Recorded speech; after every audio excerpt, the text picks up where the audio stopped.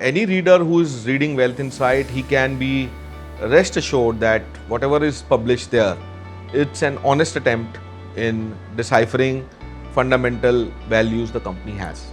The ideas which are promoted in Wealth Insight are largely long-term fundamental ideas, deep understanding of a company explained to investor in very, very simple words.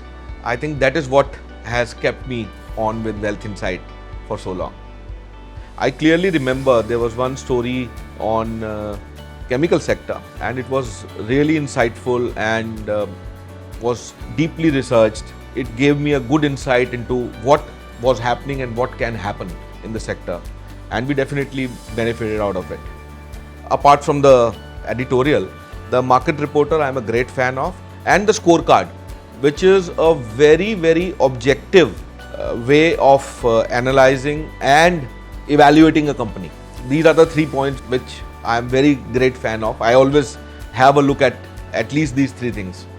To Dhirendra Kumar and his team, I would say congratulations for creating such value. You have not deviated from the path which you started on. And I would also say that, please keep doing and helping us. Thank you very much.